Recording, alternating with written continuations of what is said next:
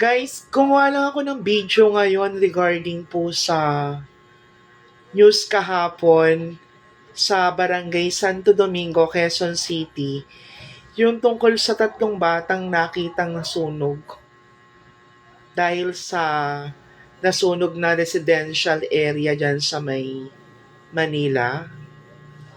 Guys, di ba alam naman natin kung gaano kahirap mawalan ng minamahal sa buhay, especially sa mga nakaranas ng sitwasyon ni Madam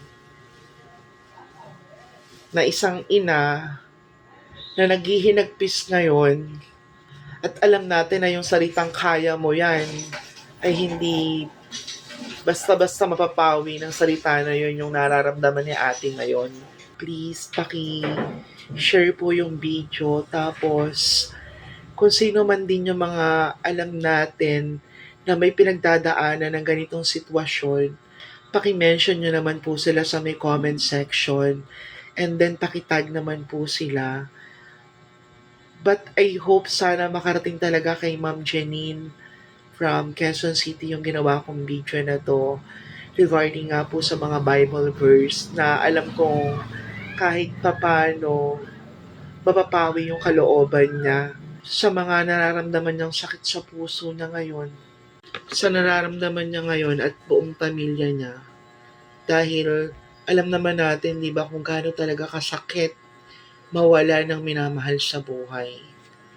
Babasahin ko na lang guys yung mga ni-research ko sa Bible. Sabi dito sa Matthew chapter 19 verse 14, "Let the children come to me, and do not hinder, for to such belong the kingdom of heaven." Na ang ibig pong sabihin sa Tagalog, hayaang lumapit sila sa akin, ang maliliit na bata, at huwag silang hadlangan, sapagkat ang kaharian ng langit ay sa mga gaya nila. Ibig sabihin, di ba, may dahilan si Jesus Christ kung bakit nangyari yung ganong sitwasyon.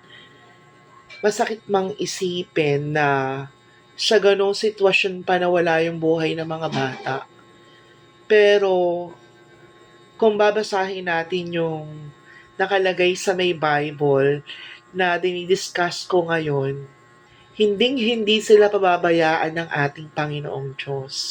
Kaya sana Ate Janine, yung Bible verse na to makatulong po sa inyo, sa asawa mo at sa buong pamilya nyo, na kahit ganyan yung pinagdaanan ng mga anak nyo,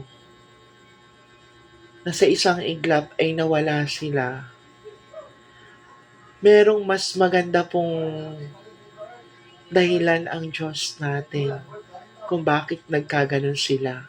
Ito pa po yung isang magandang Bible verse na sana namnamin niyo pong mabuti yung sinasabi sa Biblia para maibsan niyo po yung dinadala niyong bigat ngayon sa puso niyo, sa isip niyo, kung bakit nagkaganon yung mga anak mo. Sabi sa Romans chapter 8 verse 18, "Yet what we suffer now is nothing compared to the glory He will reveal to us later. Sapagkat ang mga pagdurusa sa kasalukuyang panahon ay hindi maitutulad sa kaluwalhatian na ipahayag sa atin sa hinaharap." Ang ganda ng Bible verse na to guys. Sinasabi lang talaga sa scripture na sa lahat talaga na nangyayari sa buhay ng tao ay merong dahilan.